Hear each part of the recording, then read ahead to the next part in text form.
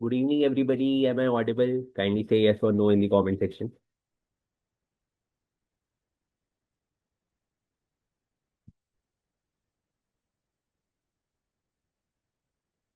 Please say yes or no in the comment section.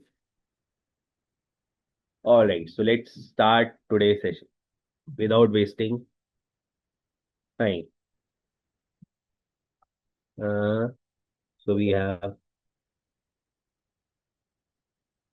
चलो. So in today's session मैं आपको नया नहीं पढ़ाऊंगा. आप बोलोगे सर क्या बात कर रहे हो, फिर हम बुलाया क्यों, है ना? नया नहीं पढ़ाओगे तो what in today's session we will do the MCQ round, है ना? It will be basically the revision of last 2 weeks. So I will cover some MCQs, important MCQ, है ना? So that जिनका पहले का कुछ रह गया है तो वो थोड़ा लाइन अप हो जाए, और जो रेगुलर आते हैं क्लासेस में, which is a good thing, you should follow. So उनका एक तरीके से हार्डकोर रिवीजन हो जाए. So without wasting time, let's start the session. I will cover 20 MCQ. अब इस MCQ में सिर्फ आंसर याद नहीं रखना. जब भी हम MCQ प्रैक्टिस करेंगे क्लासेस में, तो मेक श्योर जो मैं आगे पीछे का एक्सप्लेनेशन बताता हूँ, मैं आपको जो ऑप्शंस एक्सप्लेन करता हूँ, प्लीज उन पर भी एम्फेसाइज किया करो. क्योंकि देखो, GK general awareness is a subject. इसमें ऐसा नहीं होता कि हमने एक क्वेश्चन पढ़ा एज इट इज एग्जाम में आएगा. Right. It is very important कि कॉम्पिटेटिव एग्जाम की जब हम प्रिपरेशन करें, we should build the concept part. Right. तो जितना भी मैं एक्सप्लेन करता हूँ, try to note down that. MCQ format में हम इसलिए करते हैं बिकॉज याद करना आसान हो जाता है. अगर आप एक पूरा यू नो थ्योरी एक चैप्टर पढ़ोगे, तो it will become at times difficult, boring, isn't it? So that's why I try कि मैं थोड़ा MCQ फॉर्मेट में आपको कराऊं. तो मैं आपको इसीलिए क्लासेस के बाद भी कराता हूँ, और आज के सेशन में मैं उसे एम्फेसाइज करूंगा. राइट. चलो, तो स्टार्ट करते हैं आज का session without wasting any further time. तो this is a question related to tribe, Indian culture का क्वेश्चन है. The Bonda tribe is primarily found in which state? Right. तो ट्राइबल्स क्वेश्चन आते ही हैं हमेशा, है ना? जैसे अभी आपने देखा है कि हमने अभी रिसेंटली सेलिब्रेट करा था नेशनल ट्राइबल डे. राइट. तो नेशनल ट्राइबल डे हमने रिसेंटली सेलिब्रेट करा था. Just a second. National tribal day कब करा था हमने सेलिब्रेट? हमने सेलिब्रेट नवंबर मंथ में किया था. क्यों किया था? क्योंकि मैंने आपको बताया था एक ट्राइबल हीरो है बहुत फेमस इंडिया में, जिनका नाम है बिरसा मुंडा. राइट. सो बिरसा मुंडा जी का बर्थडे होता है, और ही इज अ पर्सन जिन्होंने यू नो इंडिया ट्राइबल्स की राइट्स की प्रोटेक्शन की बात करी थी अगेंस्ट द ब्रिटिशर्स ऑल्सो, है ना? तो बिरसा मुंडा याद रखना. ठीक है. He popularly called as tribal hero. Right. तो एक बहुत फेमस रिवोल्ट हुई थी, Munda revolt. In the year 1899 में एक मुंडा रिवोल्ट हुई थी, और उस रिवोल्ट में इन्होंने ब्रिटिशर्स को यू नो हाँ, आंसर से पहले लेट मी एक्सप्लेन एवरीथिंग. तो ब्रिटिशर्स को उन्होंने ट्राइबल्स राइट दिलवा, मतलब ब्रिटिशर्स से ट्राइबल राइट्स वापस दिलवाई थी. राइट. तो इसीलिए हम मनाते हैं नेशनल ट्राइबल डे. इनके बर्थडे को याद रखते हैं. ठीक है. तो दिस इज वेरी इंपॉर्टेंट. और कब मनाते हैं हम इसे मनाते हैं 15 नवंबर को. राइट. Every year. तो ये भी आपको याद रखना है. ठीक है. उसके बाद, अब क्योंकि बात yes yes, today we will do the MCQ. Major MCQ format में क्लासेस करें. आज की क्लास MCQ फॉर्मेट में करेंगे ताकि जल्दी रिवीजन हो. Right. So this point you have to remember. Munda revolt you have to remember. तो अगर पूछा जाता है बॉन्डर ट्राइब, तो याद रखना Bonda tribe is in Odisha. Right. Odisha में रिसाइड करती है बॉन्डर ट्राइब. उसके बाद आपको याद रखना है इन दिस क्वेश्चन, अगर आपसे मैं पूछता हूँ, right, if I ask you that you know Orissa का कैपिटल क्या है, तो you can see Bhubaneswar is the capital of Orissa. तो इंडिया का एक स्टेट है उड़ीसा. अब उड़ीसा की बात हो रही है, कुछ पॉइंट्स हमें याद रखने हैं उड़ीसा से रिलेटेड. जैसे कि हमें याद रखना है, there is a famous temple, जिसे हम बोलते हैं सन temple, Konark.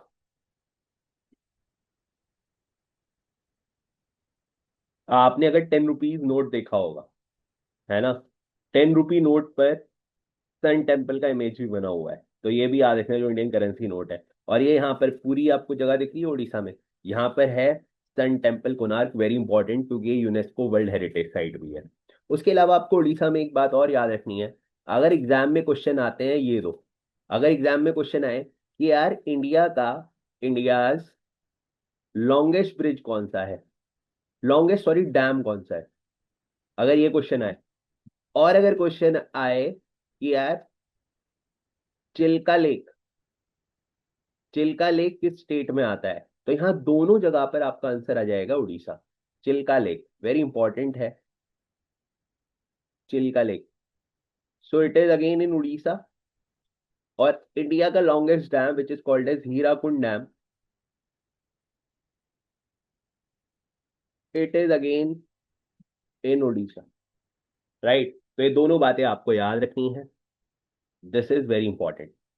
Alright, so answer नहीं सिर्फ कि भाई बॉन्डर ट्राइब उड़ीसा, सिर्फ ये याद नहीं रखना, जो मैं आपको आगे पीछे की बातें बता रहा हूँ प्लीज ये भी याद रखना, क्योंकि this is a kind of a revision class, ताकि जो लोग recently they were not attending the classes because of their pre board और समथिंग लाइक दैट, तो उनको एक तरीके से वो एक प्लेटफॉर्म पे आ जाए, और जो पहले से जो रेगुलर क्लासेस करते हैं उनका एक शॉर्ट रिवीजन हो जाए, तो सबके लिए फायदा हो जाएगा, ताकि हम आगे अपने सिलेबस को, क्योंकि अभी क्या हो रहा है, अभी you are in kind of situation जब आप अपने एग्जाम्स भी दे रहे हो, यहाँ पर क्लासेस भी कर रहे हो, है ना, तो एट टाइम्स हो रहा है इरेगुलरिटी आ रही है, तो that's why I have decided to have such type of session, जिसमें मैं एमसीक्यू कुछ करा दूं आपको और आगे पीछे का एक्सप्लेन करा दूं, है ना। Yes Aradhana, they can ask question like that. Orissa, है ना, तो जैसे उड़ीसा की अगर मैं बात करूं, तो उड़ीसा आपका कोल के लिए फेमस है, आयरन के लिए फेमस है, बॉक्साइट के लिए फेमस है, right.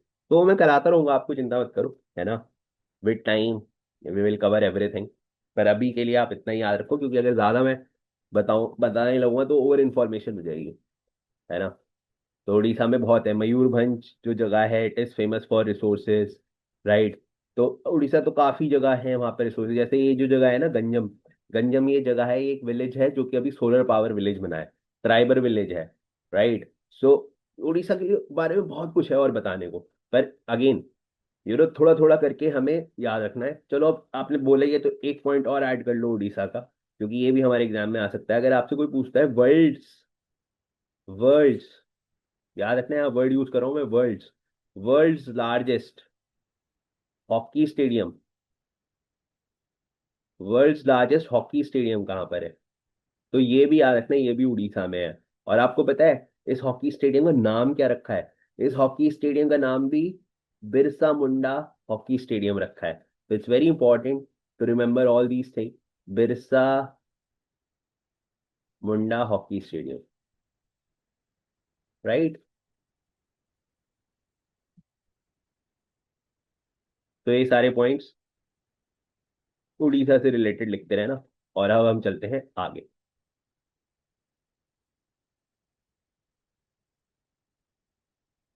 All those who are very new, don't worry. है ना, this is a kind of a revision class we are having, है ना, so basically we will cover some MCQ, important 20 MCQs today. Apart from this, I will also explain you some points, तो आप वो pointer याद रखते रहें। उसके अलावा जो आपकी फ्राइडे की क्लास होती है उसमें हम वीकली करंट अफेयर कवर करते हैं, ठीक है, तो वो हम सब कवर करेंगे। हाँ, तो जैसे आपकी क्लास होती है, तो मैं 9:15 तक आपको एक्सप्लेन करता हूँ, उसके बाद मैं आपके डाउट लेता हूँ। सो 9:15 तक we will cover the content part, उसके बाद जो भी आपके डाउट्स होंगे वो मैं आपके डाउट क्लियर कर दूंगा, ठीक है, तो कोई इशू नहीं है। तो अब हमने फर्स्ट क्वेश्चन कवर कर लिया है, तो अब जल्दी से मुझे बताओ, shall I move to the next question, अगर यस तो जल्दी से कमेंट में एक बार यस सर कमेंट कर दो, फिर हम आगे चलते हैं। Alright, so first question is fine, now let's move towards the second question. Second question देखते हैं, again it is related to wild life sanctuary, a very important question. Second question कह रहा है Chaprala wild life sanctuary is located in which state. देखो मैं आपको wild life century के बारे में बताऊं, ये कुछ ऐसे क्वेश्चन है जो कि पेट क्वेश्चन है, आपको जनरली देखोगे हर एक एग्जाम में एक क्वेश्चन नेशनल पार्क या वाइल्ड लाइफ सेंचुरी का आ जाता है या टाइगर रिजर्व का आ जाता है। लेकिन अभी क्या है, over the period of time जो कॉमन टाइगर रिजर्व वगैरह है ना, वो एग्जाम में ऑलरेडी काफी बार आ चुके हैं, है ना। आप देखोगे जैसे जिम कॉर्बेट है, रणथंबोर है, सरिस्का है, कुछ मेजर टाइगर है, वो ना एग्जाम में इतनी बार आ चुके हैं कि अब बोर हो गए हैं एग्जामिनर भी बार बार पूछ के। तो अब कुछ ना रीसेंट जो फॉर्म हो रही है national park, wild life century, वो जनरली अब एग्जाम के लिए इंपॉर्टेंट हो रही है ना। Yes yes.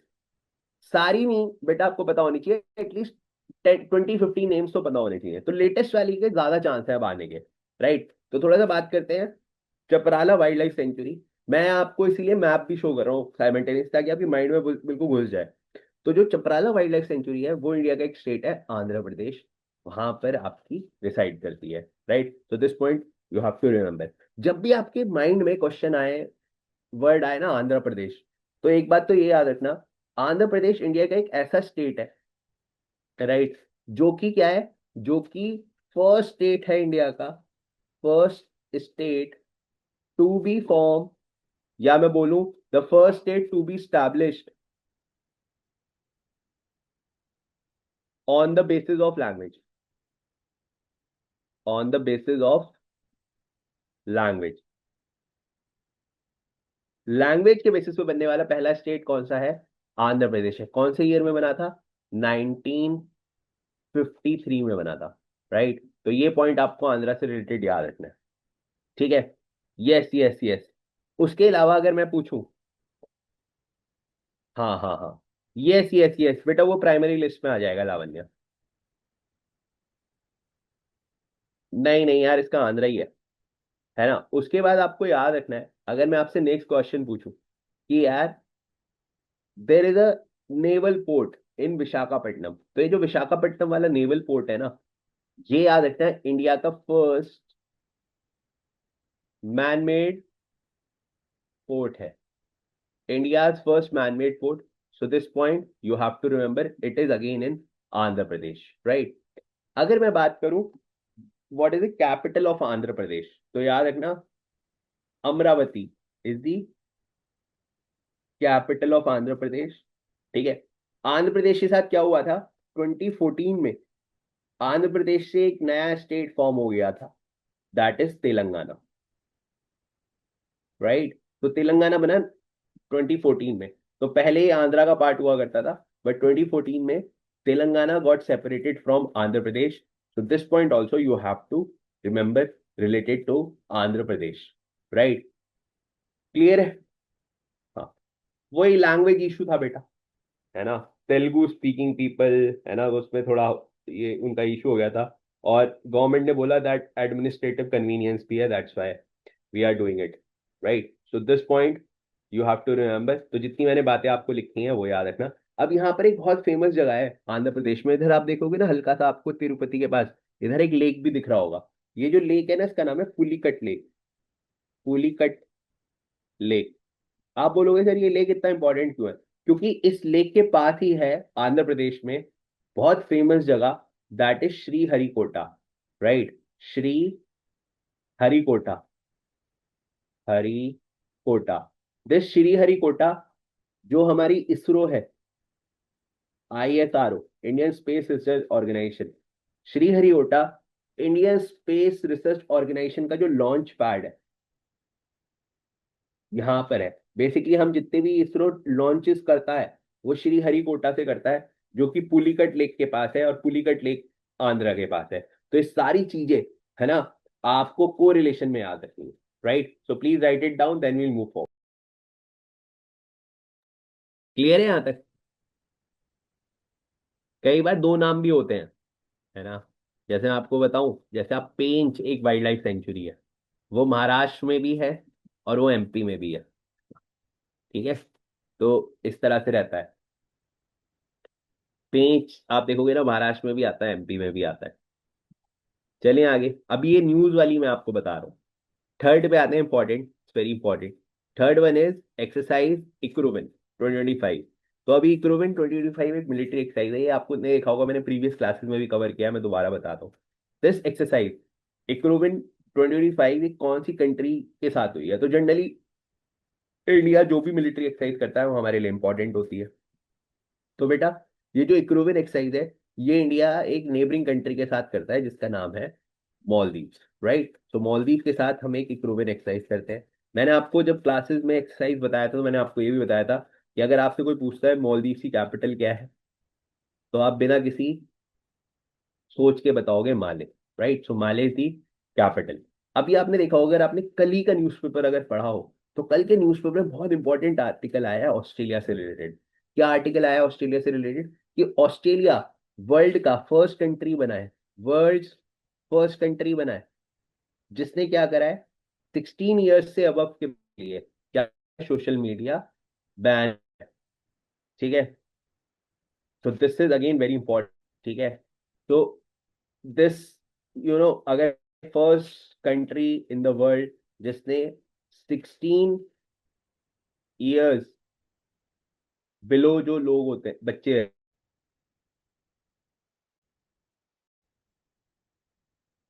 से क्या करा है, मीडिया बैन कर दिया उनके लिए। तो this is a very important thing.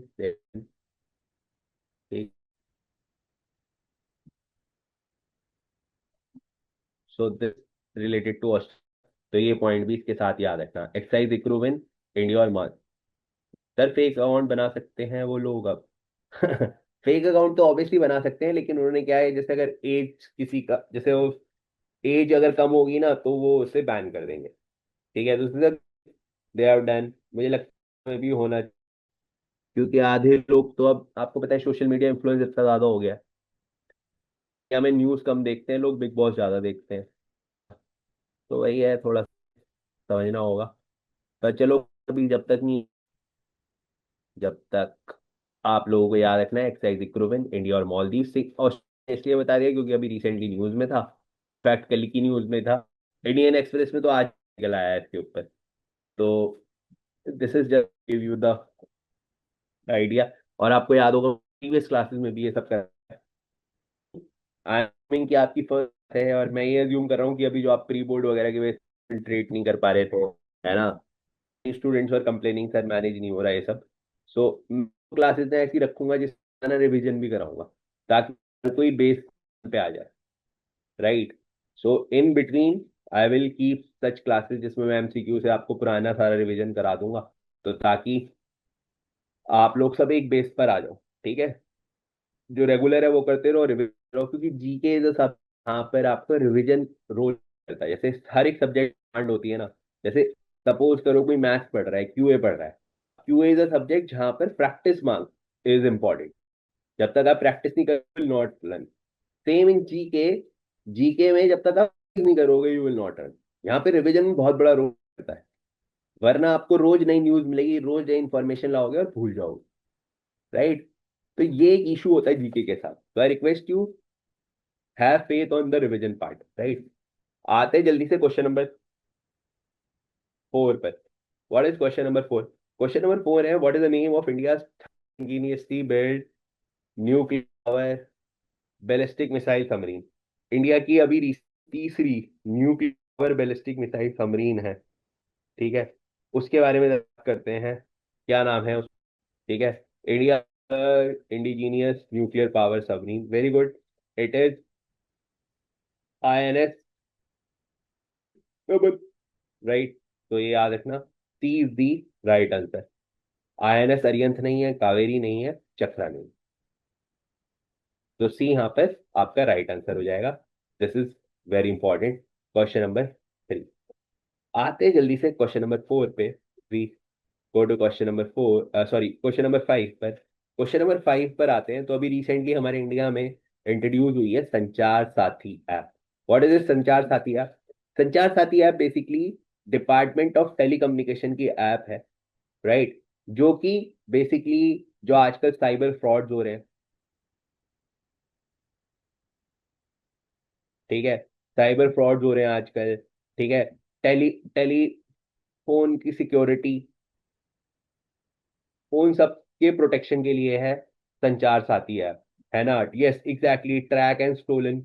तो ये जो संचार साथी ऐप है, दिस ऐप आप लोग भी इंस्टॉल कर सकते हो, and as per the guidelines of department of telecommunication, उन्होंने बोला है जो भी अब न्यू फोन आएंगे, है ना, जो भी अब न्यू फोन आएंगे, whether it is Apple, iOS हो, एंड्रॉयड हो, राइट, उन सारे न्यू फोन्स में ये प्री इंस्टॉल्ड होगी। राइट? तो this is very important. Yes, तो this is something you have to do, है ना? तो अभी इस पर पता है यही डिबेट चल रही है, इस पर यही डिबेट चल रही है। एक तो पहली चीज ये है कि पहले बोला गया था कि ये आप अनइंस्टॉल नहीं कर सकते हो, तो उस पर डिबेट हुआ कि नहीं भाई, हमारे पास राइट होना चाहिए इंस्टॉल का। दूसरा इस पर डिबेट आया आईओएस से रिलेटेड, है ना, कि एप्पल आईओएस वाली टेक्नोलॉजी में ये इंस्टॉल होगी कि नहीं होगी, है ना? So these two debates are in market. ठीक है, अभी देखते हैं इस पर आगे क्या जजमेंट आएगा। एक जजमेंट तो ये है कि दैट, एक बोल रहे हैं कि इसे हम आप इंस्टॉल मतलब अनस्टॉल नहीं कर सकते, और दूसरा जो एप्पल वगैरह के फोन है जो आईओएस है, वहां पर ये इसमें इंस्टॉलेशन, प्री इंस्टॉलेशन होगा कि नहीं होगा। तो इस पर अभी फाइनल वर्डिक्ट नहीं आया है। जब फाइनल वर्डिक्ट आएगा I will tell you that. अभी के लिए आप बस इतना याद रखना है, संचार साथी ऐप साइबर फ्रॉड सिक्योरिटी ये सब के लिए हेल्प करेगा। जितने भी न्यू फोन है उसमें प्री इंस्टॉल्ड आएगा। ठीक है, आगे इस पे क्या डेवलपमेंट होगा आई विल टेल यू। ये आईओएस पे वर्क करेगा कि नहीं करेगा, आप इसे अनस्टॉल कर सकते हो कि नहीं कर सकते हो। हालांकि अभी बोल रही है डिपार्टमेंट ऑफ टेलीकम्युनिकेशन की इसमें हम ये वाला फीचर देंगे that people can uninstall also, पर अभी देखते हैं that what other development they will bring.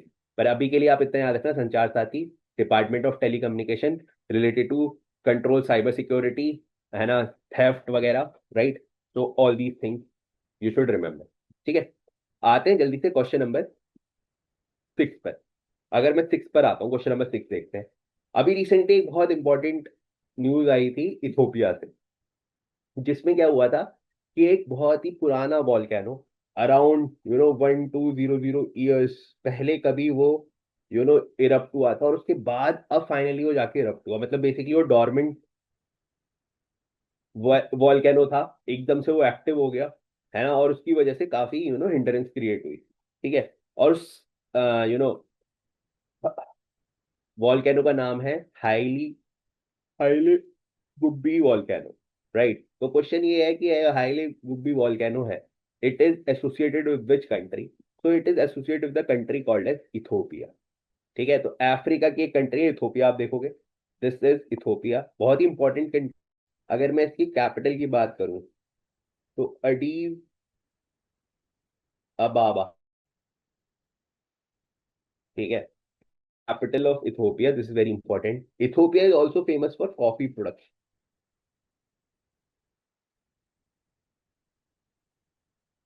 right? It is also famous for coffee production. This point you also remember about Ethiopia. और आप देखो कितना स्ट्रैटेजिक है इथोपिया, है ना, रेड सी के पास काफी इंपॉर्टेंट कंट्री है। और अभी इथोपिया ने ना एक डैम भी बनाया था। ठीक है, तो याद रखना, ये हाईएस्ट डैम, लार्जेस्ट डैम है इसका, व्हाट यू कॉल्ड, का पूरे अफ्रीका कॉन्टिनेंट का, अफ्रीका लार्जेस्ट डैम। अगर मैं आपसे बात करूं अफ्रीका लार्जेस्ट डैम कौन सा है, it is, yes yes yes, बिल्कुल, बहुत बढ़िया, GRD, that is great Renaissance dam. Great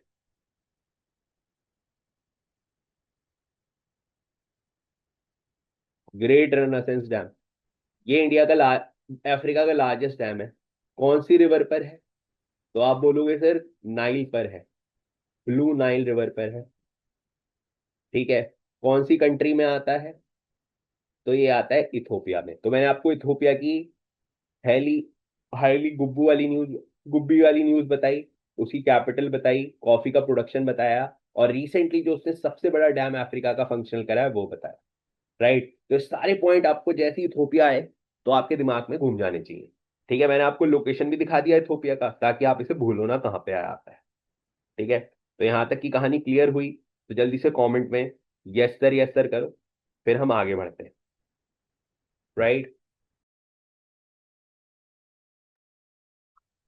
all right Aryan, Kashvi, Vansh, all right, और किसी को कोई डाउट नहीं है? Fine, that's nice. तो ये आगे पीछे की न्यूज भी याद रखना। Moving forward towards the next question, आगे वाला क्वेश्चन देखते हैं। This is very important.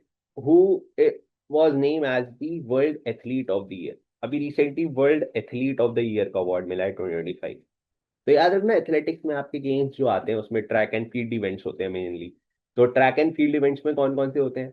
जैसे आपने देखा होगा, रनिंग हो गई भाई, आपका स्प्रिंट हो गई, आपके जैवलिन थ्रो हो गया, है ना, पोल वॉल्ट हो गया, तो ये सारे शॉर्ट पुट हो गया, हैमर थ्रो हो गया, जो भी ट्रैक एंड फील्ड इवेंट होते हैं याद रखना वो आपके एथलेटिक्स में काउंट होते हैं। Right, so this is very important. तो उस कैटेगरी में मिला है। कभी आप सोचो विराट कोहली क्यों नहीं ऑप्शन में, है ना, विराट कोहली क्रिकेट के लिए आएगा, एथलीट के लिए नहीं आएगा, he is not a athlete. Right, so athletics में आपके वो सारे गेम्स आते हैं। कभी जैसे माइकल जॉर्डन, कोई बोले माइकल जॉर्डन बास्केटबॉल से एसोसिएटेड है, ठीक है, तो याद रखना देर इज अ प्लेयर जो कि पोल वॉल्ट खेलते हैं। Right, so he recently von the world athlete of the year award. अब ऐसे क्वेश्चन में बेस्ट पार्ट पता है क्या होता है? जब भी ये क्वेश्चन आएगा तो ये सीधा सीधा आएगा, इसमें कुछ घुमा फिरा के नहीं आएगा। ठीक है, तो आपसे पूछ लेंगे भाई बता दो एथलीट ऑफ द ईयर कौन है, तो बस आपको बता देना है ना। तो दिस इज वेरी इंपॉर्टेंट। अगर आपसे कोई ज्यादा पूछना चाहे तो आपसे पूछ सकता है कि यार कौन सी कंट्री को बिलोंग करते हैं, है ना, तो ये करते हैं स्वीडन को बिलोंग। ठीक है, तो he is from Sweden. Pole vault जो होता है ना, आपने देखा होगा, जैसे सपोज करो ये हाइट है, तो ऐसे आप एक एक पोल वॉल्ट होता है, पोल होता है, उसे ऐसे डक करके इससे कूदना होता है, इस तरह से गेम होता है, अगर आपने देखा हो। तो ये उस गेम के प्लेयर है, and he won the world athlete of the year award, number 1 pole vault player है। तो दिस इज वेरी इंपॉर्टेंट, आपको ये याद रखना है। ठीक है, moving forward towards the next question. ऐसे क्वेश्चंस में बहुत फायदा रहता है क्योंकि उसमें ज्यादा कुछ एक्सप्लेनेटरी पार्ट नहीं होता, और ये क्वेश्चन आएगा तो सीधा सीधा आएगा, अदरवाइज नहीं आएगा। Right, moving forward to the next question. Next question हमारा देखते हैं। नेक्स्ट क्वेश्चन है रिलेटेड टू डिफेंस, बहुत इंपॉर्टेंट है। T-130J super Hercules aircraft was developed by which country? अभी आपने देखा होगा, ये जो हरक्यूलीज एयरक्राफ्ट है, ये एयरक्राफ्ट इंडिया को मिल रहा है। ठीक है, तो इंडिया को ये एयरक्राफ्ट मिलने वाला है। ये क्वेश्चन दूसरे फॉर्म में भी आ सकता था। ये क्वेश्चन इस फॉर्म में भी आ सकता था कि name the country from where India is importing C-130J Hercules, है ना। तो ये क्वेश्चन इस तरह से भी आ सकता था कि अभी रिसेंटली इंडिया ने किस कंट्री के साथ टाई अप करा है, कौन सी ऐसी कंट्री है जो इंडिया को 130J हरक्यूलीज प्लेन देने वाली है ना। ये क्वेश्चन इस तरह से भी आ सकता था, है ना। और ये क्वेश्चन जो सीधा सीधा है वो भी आ सकता है कि यार जो हरक्यूलीज प्लेन है ये आपका भैया कौन सी कंट्री बना रही है। तो ऑप्शन में यूनाइटेड स्टेट्स है, फ्रांस है, राइट, जर्मनी है, ऑस्ट्रेलिया है। तो याद रखना फ्रांस से तो हमने रफेल लिया है, जो रफेल प्लेन है ना, Rafale plane is from France. ठीक है, रफेल ये हो गया फ्रांस से। ठीक है, अगर मैं हरप्लीज की बात करूं, ये लिया यूनाइटेड स्टेट्स से। ठीक है, तो यूनाइटेड स्टेट्स ने रिसेंटली इंडिया को हरक्यूलीज जो उनका एयरक्राफ्ट है वो देने की बात करी है। This is very important news. अब इसमें एक बात और याद रखना, यूएस से अभी न्यूज में था क्योंकि उसने 50% टैरिफ भी लगाया इंडिया पे, तो ये भी एक बात न्यूज में थी। तो उसमें याद रखना, उसने ना 50% किस तरह से लगाया, उसने बोला 50% तो हम टैरिफ लगाएंगे इंडिया पे। तो इंडिया ने जब बोला कि आप क्यों लगा रहे हो भैया इतना टैरिफ, हम पे टैक्स क्यों कर रहे हो हमारे प्रोडक्ट्स पर, तो यूएस ने कहा हम आपका ये कम कर देंगे, 25% कर देंगे। पर ये जो एक्स्ट्रा 25% हम लगा रहे हैं ना, ये सिर्फ इसलिए लगा रहे हैं because you are trading with Russia. ठीक है, इस वजह से उन्होंने इंडिया को टैक्स करा। और अभी आपने देखा रिसेंटली रशिया के प्रेसिडेंट भी इंडिया में आए, तो इंडिया ने कहा कोई बात नहीं, हमें फर्क नहीं पड़ता, है ना, we will handle this. Right, तो अभी आपने देखा होगा Russian president was also in India. ठीक है, एक हफ्ते पहले वो आए थे। तो ये 50% टैरिफ लगाने वाला कौन सा कंट्री बना है? यूएस। और मैं आपको अभी न्यूज बताऊं जो कल की न्यूज है, रशिया के साथ साथ, राइट, जो एक बहुत इंपॉर्टेंट न्यूज है, अभी रिसेंटली एक कंट्री है मेक्सिको। मेक्सिको ने भी डिसाइड करा है कि वो इंडियन प्रोडक्ट्स पर 50% टैरिफ लगाए। राइट, तो this is again a important news. तो इंडिया प्रोडक्ट्स पे 50% टैरिफ लगाएगा। ये न्यूज मैं आगे भी एक्सप्लेन करूंगा, अभी के लिए बस इतना याद रखना, हरक्यूलीज, राफेल और ये। ओके,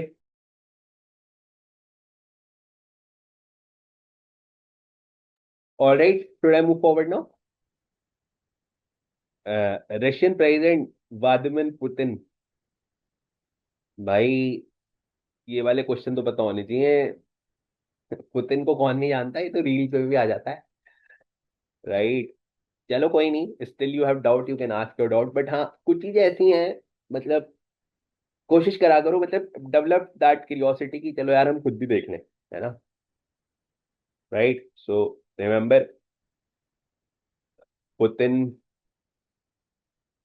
चलो आ जाओ, next, moving forward to the next question. आते हैं जल्दी से, हैमर वेपन सिस्टम। ये भी अगेन बहुत इंपॉर्टेंट है। Hammer weapon system recently originally develop by which country. आप बोलोगे सर आप जो है हमें डिफेंस की न्यूज ज्यादा क्यों करा रहे हो। क्यों मैं आपको इसलिए करा रहा हूँ क्योंकि अगर आप 2025 को नोटिस करोगे ना, तो 2025 was is full of events, और जिसमें डिफेंस की कितनी जरूरत हमें महसूस हुई। पूरे वर्ल्ड में आप देखो, आपने देखा होगा इसराइल गाजा वाली वॉर चल रही थी। आपने देखा होगा रशिया यूक्रेन चल रहा था, है ना। आपने देखा होगा यार बांग्लादेश में क्या हुआ। बांग्लादेश में सिविल वॉर टाइप हो गया, है ना। अब उन्होंने डिसाइड करा कि हम इलेक्शन कराएंगे, ठीक है। फिर आपने देखा होगा कि you know what you call, India में ऑपरेशन सिंदूर हुआ, है ना। टेररिस्ट अटैक हुआ। तो आप देख रहे हो 2025 में, 2025 में मेजर यार प्रॉब्लम्स हुई, जिसकी वजह से आप देखो डिफेंस डील, डिफेंस टाइप्स काफी हुए, है ना। और इंडिया ने भी काफी वेपन्स वगैरह हमने भी यू नो ट्रेड किए हैं। तो जो हैमर वेपन सिस्टम है, ये कौन सी कंट्री का है, तो ये भी यूएस का है। राइट, तो please remember this thing, hammer weapon system, it is of US से। राइट, अगर मैं आपसे पूछूं आयरन डोम, आयरन डोम किसका सिस्टम है, कौन सी कंट्री का सिस्टम है, आयरन डोम। तो याद रखना, आयरन डोम जो सिस्टम है वो आपका इजराइल का है। Right, it is of Israel. ठीक है, तो this is very important. Moving forward towards the next question. Next question देखो जल्दी से, border road organisation under which ministry. हमारे इंडिया में एक ऑर्गेनाइजेशन है जिसका नाम है BRO। ठीक है, तो ये बॉर्डर रोड ऑर्गेनाइजेशन है, ये ऑर्गेनाइजेशन बनी थी 1960 में। ठीक है, और जैसे इसका नाम है वही ये काम करती है बेसिकली, जो बॉर्डर एरियाज है वहां पर जितना भी रोड डेवलपमेंट होता है वो BRO करता है। ठीक है, अब आप बोलोगे सर एग्जाम्पल बताओ, जैसे आप कभी राजस्थान जाओ, है ना, आप कभी लद्दाख जाओ, ठीक है, आप कभी यू नो जो अमृतसर से आगे वाला पंजाब वाला एरिया वहां पर जाओ, बेसिकली वो सारा एरिया जो कि बॉर्डर से सिचुएटेड है। तो अगर मैं आपको इंडिया के स्टेट्स बताऊं जो बॉर्डरिंग है ना, if I have to tell you those states जो इंडिया के बॉर्डरिंग स्टेट्स हैं, तो अगर आप देखोगे इंडिया का मैप, तो you will find northern part of India is almost you know under the influence of, मतलब वहां पर कोई ना कोई बॉर्डरिंग स्टेट आपको दिख जाएगा। जैसे आपको पाकिस्तान है, इंडिया का हल्का सा रीजन अफगानिस्तान से टच होता है, जो लद्दाख वाला रीजन है। आप देखोगे चाइना से टच होता है, ठीक है। आप देखोगे नेपाल से टच होता है, आप देखोगे भूटान से टच होता है, ठीक है। आप देखोगे म्यांमार से टच होता है, राइट। आप देखोगे बांग्लादेश से टच होता है, राइट। तो ये सारे इंडिया के मेजर बॉर्डरिंग स्टेट है। तो जहां जहां बॉर्डरिंग स्टेट है वहां पे आप देखोगे जो मेजर रोड डेवलपमेंट हो रखा है वो कौन करता है, BRO करता है। और जैसे मैंने बताया 1960 में ये बना था। तो ये BRO किस मिनिस्ट्री के अंडर आता है, होम अफेयर्स के अंदर आता है, नहीं, मिनिस्ट्री ऑफ डिफेंस के अंदर आता है, बिल्कुल। तो याद रखना, it's come under the ministry of defence. तो यहाँ पर B will be the right answer. Okay, तो B will be the right answer है, मिनिस्ट्री ऑफ डिफेंस के अंडर आता है ब्रो। तो जितने भी मेजर हाईवे रोडवेज प्रोजेक्ट होते हैं बॉर्डर एरियाज पर, चाहे जैसे इसका बहुत प्राइम एग्जांपल है अटल टनल, राइट। अगर आप अटल टनल भी देखोगे ना, तो वो भी किसने बनाया हुआ है, वो भी BRO ने बनाया है, बॉर्डर रोड ऑर्गेनाइजेशन, राइट। चलते हैं आगे towards the next question. Alright, नहीं नहीं नहीं नहीं, जहां पर नेशनल हाईवे होते हैं वहां पे नेशनल हाईवे, लेकिन जो बॉर्डर सिचुएटेड एरियाज है वहां पे BRO काम करता है। चलें मूव फॉरवर्ड ना, question number 11. Let's see what is question number 11. Which Indian state has become the first to achieve 100%? अबे यार शिट, इसमें तो आपको आंसर दिख गया होगा, है ना? आंसर मुझे हटाना होता है sorry sorry sorry, I have to remove the answer, वरना आप तो एकदम फिर आंसर ही बता देते हो ना पहले। चलो अब तो पता चल गया, तो आपको मैं बता देता हूँ। तो अभी इंडिया का कौन सा ऐसा स्टेट है जहां पर SRI आ गया है ना? 100% SRI, that is special intensive revision 2026 हो गया है।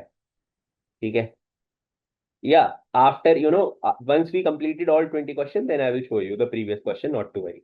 So which Indian state become the first to achieve 100% digitalisation of the voter list? तो याद रखना, इट इज राजस्थान। तो इंडिया का जो लॉन्गेस्ट स्टेट है, this is India longest state, longest नहीं, इसके लिए लार्जेस्ट आएगा, largest state, largest state area wise, area wise largest state होगा ये। ठीक है, तो ये याद रखना कौन सा है ये आपका राजस्थान है। अगर मैं आपसे बोलूं SRI क्या होता है, तो पहले तो आपको ये पूछना चाहिए। तो अभी क्या हो रहा है दैट बेसिकली जो हमारे इंडिया में जो वोटर लिस्ट है उसको रिवाइज किया जा रहा है, वोटर लिस्ट का रिवीजन हो रहा है बेसिकली। तो वोटर लिस्ट का रिवीजन क्यों हो रहा है? वोटर लिस्ट का रिवीजन इसलिए हो रहा है ताकि एक्चुअल वोटर्स कौन है वो हमें पता चल पाए, right? We can find the actual voter list, है ना? और दूसरा क्या है, उसका डिजिटलाइजेशन हो जाए, जो भी एक्चुअल वोटर है। तो उसके लिए क्या हो रहा है, everybody is applying again, right? तो अभी जो पहला 100% डिजिटलाइजेशन कर लिया है SRI का, दैट इज ऑफ राजस्थान। तो दिस इज अ स्टेप। किसके अंडर ये काम हो रहा है? तो हमारे इंडिया में एक बॉडी है जिसका नाम है इलेक्शन कमीशन, राइट? तो इलेक्शन कमीशन के अंडर ये काम हो रहा है SRI। तो this is very important, election commission यहाँ पे डाल देना, election commission. Alright, so this is very important, kindly right it. Alright, तो दिस इज इंपॉर्टेंट। अब थोड़ी सी बात यहाँ पे इलेक्शन कमीशन की भी कर लेते हैं। तो हमारे इंडिया में एक बॉडी है जिसका नाम है election commission, right? A very important body, election commission of India, right? This comes under article 324 of Indian constitution. अगर आप इंडियन कॉन्स्टिट्यूशन का आर्टिकल देखोगे ना, आर्टिकल 324, तो आर्टिकल 324 में आपको इलेक्शन कमीशन दिखेगा, 324। ठीक है, अब इलेक्शन कमीशन के अंदर क्या काम होता है? उसका काम ऑब्वियसली इलेक्शन को मेंटेन करना, मैनेज करना, इलेक्टोरल रोल बनाना, है ना? जो भी लोकसभा, राज्यसभा, स्टेट असेंबली होती है, पार्टी का रिकॉग्नाइजेशन करना, कौन सी पॉलिटिकल पार्टी है, उसका क्या रिकॉग्नाइजेशन है, नेशनल पार्टी है, स्टेट पार्टी है, कौन सी पार्टी है, सब कुछ इलेक्शन कमीशन करता है। और मॉडल कोड ऑफ कंडक्ट कराना। अब आप बोलोगे sir model code of conduct क्या होते हैं?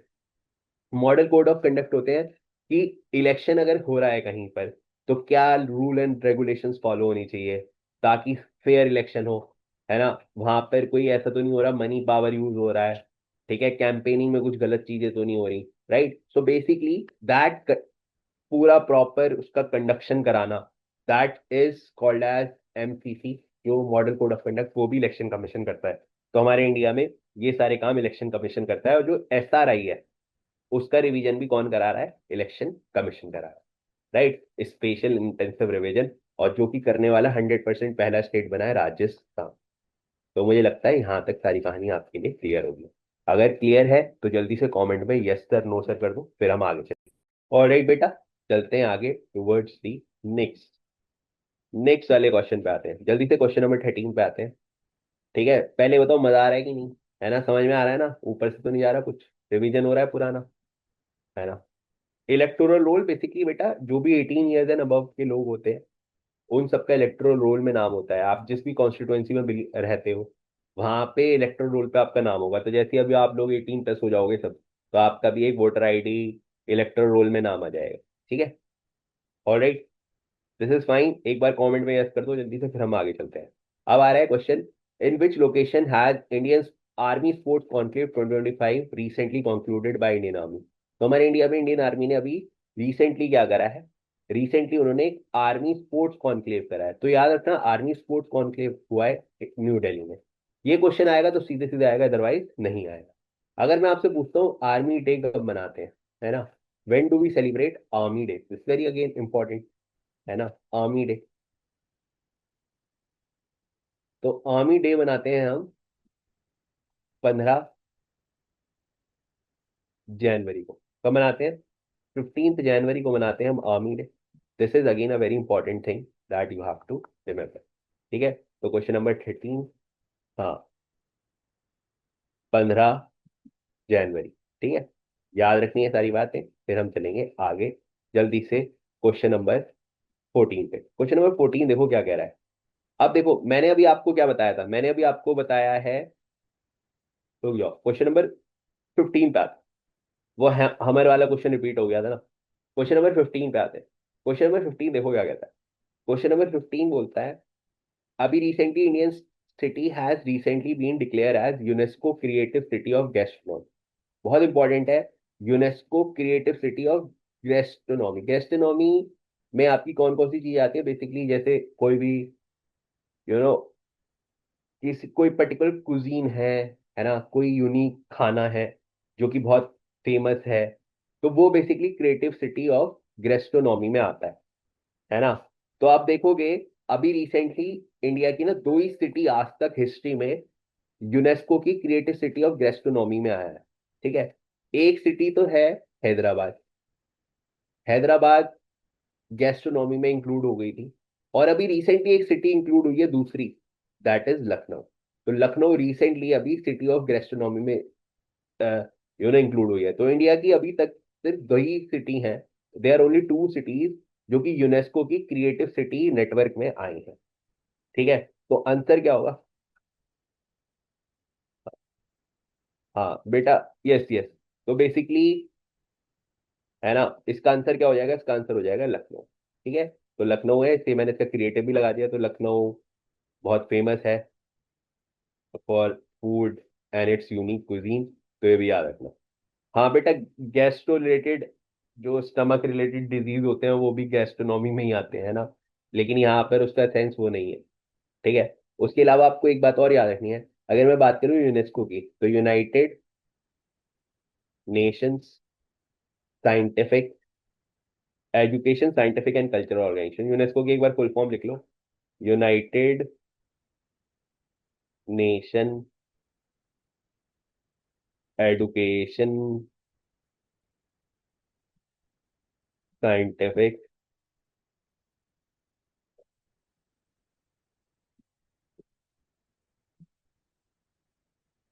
And Culture Organisation.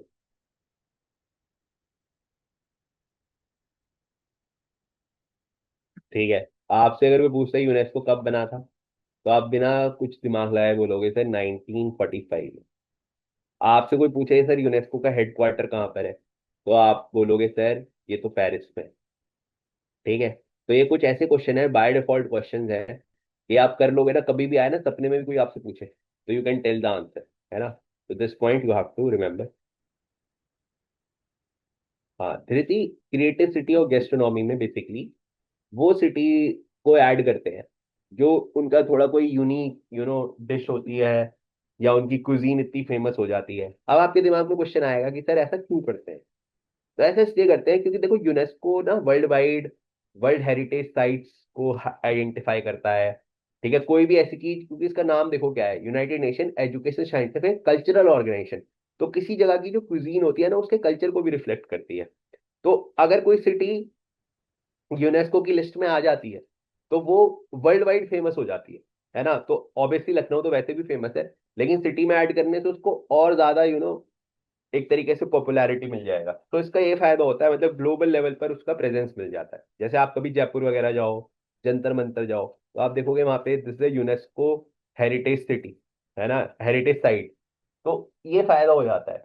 ठीक है, तो ये सारी बातें आपको याद रखना है, then we will move forward, right. Okay, alright, should I move forward now? चलो जल्दी से चलते हैं next question. Moving forward to the next question. Recent tri-service exercise Trishul involved land, air and sea operation across which region of India? तो बहुत important है। अभी एक एक्सरसाइज हुई है, तो उसका एक्सरसाइज का नाम है त्रिशूल। तो आपने अगर त्रिशूल देखा हो, तो त्रिशूल है बेसिकली थ्री पॉइंट्स। तो इसीलिए त्रिशूल में तीनों आर्म फोर्सेस इसमें इन्वॉल्व हुई हैं।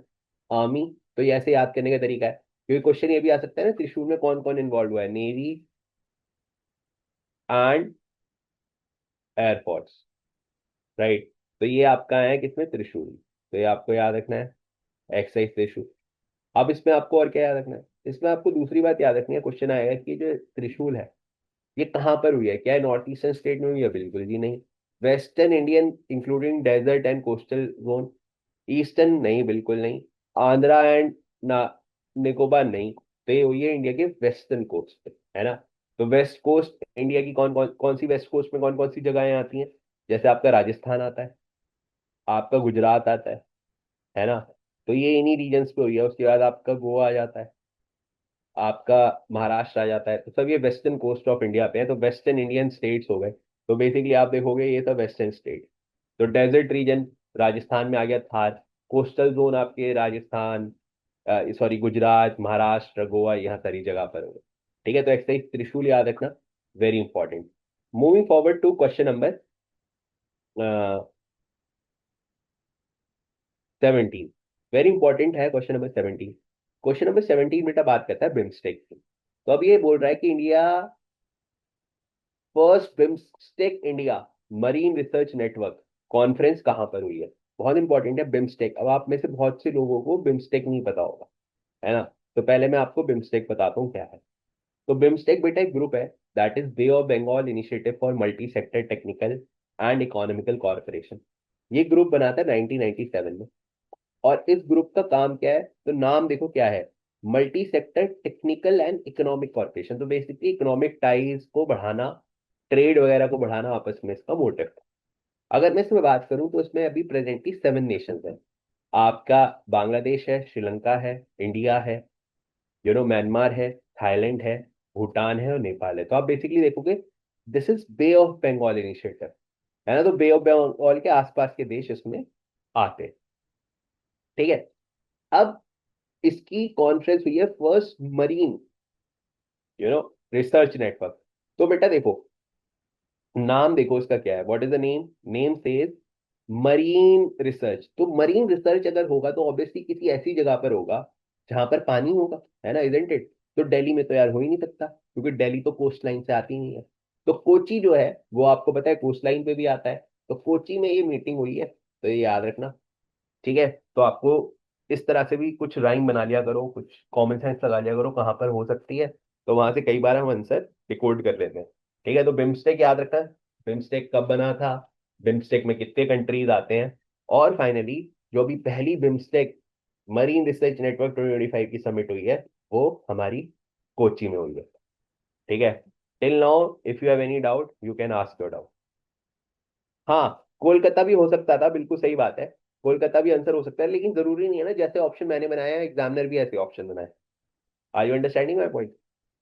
तो ये भी एक चीज है ना। ये तो जरूरी नहीं होता, जनरली क्या होता है मेजर मेजर कंट्री सिटीज डाल देते हैं, है ना। तो मैं तो बस याद करने के लिए आपको बता रहा था। ठीक है, moving forward to the next question. Next question है, इस क्वेश्चन को स्टार बना लेना। अगर ये क्वेश्चन आएगा तो सीधे सीधे आएगा, अदरवाइज नहीं आएगा। हर साल हमारे वर्ल्ड में एक प्राइज मिलता है जिसे बोलते हैं बुकर प्राइज। तो बुकर प्राइज बेसिकली मिलता है कोई, ऑब्वियसली बुकर प्राइज है तो किसी पर्सन को मिलेगा जिसने बुक लिखी होगी, है ना। लिटरेचर के लिए मिल सकता है। तो हर साल मिलता है ना। तो इस बार का किसे मिला है, 25 का। ठीक है, तो देर इज अ पर्सन। ठीक है, इनकी एक बुक है बहुत फेमस, फ्लैश। बुक का नाम है फ्लैश। तो कई बार ये भी आ जाता है कि जो बुकर प्राइज की बुक है उसका नाम बता दो। तो याद रखना नाम आपको दिख रहा होगा, flash. Flash is the name of the book, है ना। अब ये बुकर प्राइज भाई मिला किसे है, क्या है सलमान खुर्शीदी को मिला है, नहीं। अरुंधति रॉय को मिला है, नहीं, है ना। तो आपको नाम देख के, बुक का नाम देखते ही समझ में आ जाएगा फ्लैश जो नेम है। ये अरुंधति रॉय की बुक ऐसी नहीं हो सकती, मतलब उनका थोड़ा हिंदी टाइप नेम होते हैं, है ना।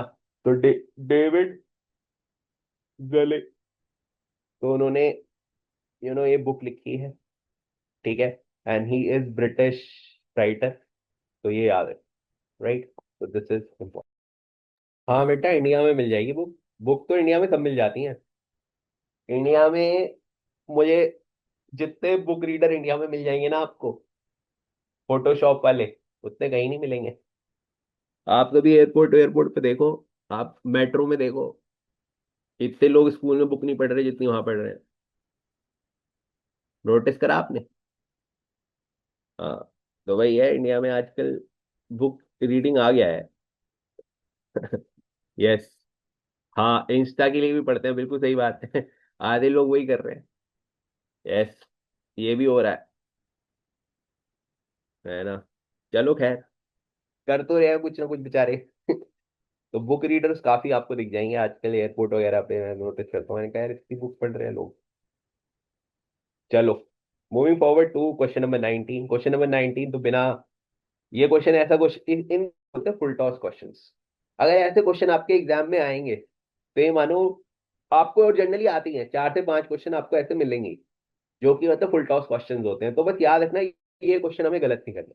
और ये क्वेश्चन आपको हर एक सेक्शन में मिलेंगे। आपको क्यूए में भी मिलेंगे, आपको एलआर में भी मिलेंगे, और आपको जीके में भी मिलेंगे। जैसे एलआर में बहुत कई बार इजी क्वेश्चन आ जाता है, कोई एनालॉजी का आ जाता है, ब्लड रिलेशन का मतलब आपको मान के चलो कि मैं आपको ये बिल्कुल वैसे बता रहा हूँ कि जैसे सीयूटी का एग्जांपल ले लेते हैं। अगर सीयूटी जनरल टेस्ट में 50 क्वेश्चन है ना, तो आप मान के चलो 50 क्वेश्चन में से एटलीस्ट परसेंट क्वेश्चन, है ना, तो आपको 5 क्वेश्चन मान के चलो कि आपको बिल्कुल फुल टॉस क्वेश्चन मिले। ये हर पेपर का कहानी होती है ना? तो 5 5 ईच भी मिल गए ना तो 15 क्वेश्चन हो गए, है ना? 5 5 पर सेक्शन में मिल गए तो। लेकिन आप मान के चलो कि आपको 5 से 10 क्वेश्चन ऐसे क्वेश्चन मिलते हैं जो कि हर कोई कर सकता है। तो बस ये ध्यान रखना है कि वो जल्दबाजी में गलत ना हो। कई बार क्या होता है, हमसे इजी क्वेश्चन गलत हो जाते हैं एग्जाम में। ठीक है, तो याद रखना, 2025 आईसीसी वर्ल्ड कप किसने जीता? तो ऑब्वियसली बात, वर्ल्ड कप इंडिया ने जीता, है ना? कई बार बच्चे पता है क्या करते हैं, मैन वुमेन का अलग कर देते हैं, है ना? तो अभी तो इस बार तो चलो अच्छी बात ये है ना? तो ये ध्यान रखना है कि ये गलती, ऐसी गलतियां हो जाती हैं। तो you have to remember that full toss questions हमें नहीं छोड़ने। ठीक है? तो India has won the ICC Women World Cup. ये पहली बार Women World Cup, Women team ने, है ना, मेंस टीम ने तो जीता हुआ था, बट वुमेन टीम का ये पहली बार है। अगर आपसे कोई पूछता है यार मैक्सिमम वर्ल्ड कप किस वुमेन टीम ने जीते हुए हैं, तो maximum world cup without any doubt it is Australia, है ना? ठीक है। Yes, very good. अगर आपसे पूछता है वर्ल्ड कप होस्ट किसने करा था, 2025 वर्ल्ड कप होस्ट कौन सी कंट्री थी, होस्ट नेशन इंडिया, है ना? तो आपको पता होगा India was the host nation, right? अच्छा, मुझे कोई बता सकता है फाइनल कंट्री के बीच में हुआ था, इंडिया ने किसे हराया था फाइनल में? ठीक है, India versus, yes it is south Africa. ठीक है, साउथ अफ्रीका के साथ फाइनल हुआ था हमारा। ऑस्ट्रेलिया के साथ क्यों हुआ था? ऑस्ट्रेलिया के साथ क्वार्टर फाइनल हुआ था, तो वो हम जीत गए थे, तो 90% श्योर हो गया था कि हम जीत ही जाएंगे। ठीक है, तो आपको ये याद रखना है। अब बता सकता है who is the captain of India female cricket team? Captain कौन है? हो गए, बट यस वेरी गुड। आप देखोगे शी इज द वन। ठीक है, हरमनप्रीत कौर। तो Harmanpreet Kaur is the captain, right? तो this point also you have to remember. Captain पूछ सकते हैं जनरली, है ना?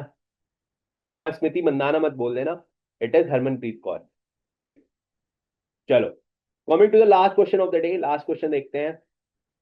ओ शिट, इसमें आपको, मैं जल्दी से आंसर छुपा देता हूँ, है ना? लेकिन अब तो आपको दिख ही गया होगा। ये ट्राइब का क्वेश्चन है, तो ये सीधा सीधा क्वेश्चन है। तो द क्वेश्चन से Koranga tribe mainly found in which states? तो it's found in Karnataka and Kerala, right? So these are the, yes sir, headline, yes exactly. तो these are the total 20 MCQs which we have discussed. तो आप मुझे बताओ, किसी को कोई डाउट है तो आप मेरे से डाउट पूछ सकते हो। Now I will not cover any further questions. Now if you have any doubt you can ask your doubt. Those who don't have doubt they can leave the classes and enjoy for the. हाँ, वो मैंने धृति इसलिए कर दिया था, वो repeat हो रहा था क्वेश्चन, है ना? सर एक, हाँ, वो एमसीक्यू जो रह गया ना वो इसलिए रहा है, वो हमर वाला रिपीट हो गया था। ठीक है, please show question number 4। Okay Shri, I will show question number 4. Any other question, any other doubt आप पूछ लो.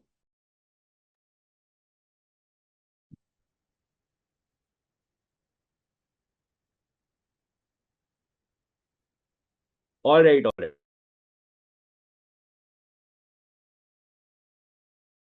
एनीथिंग एल्स बेटा? Now it is fine. Any other question? Any other question? Yes, now we can wind up.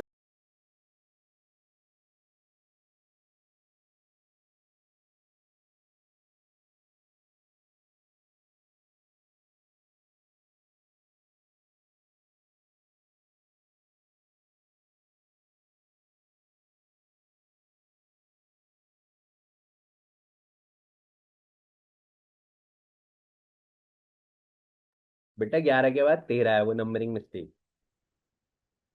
Alright.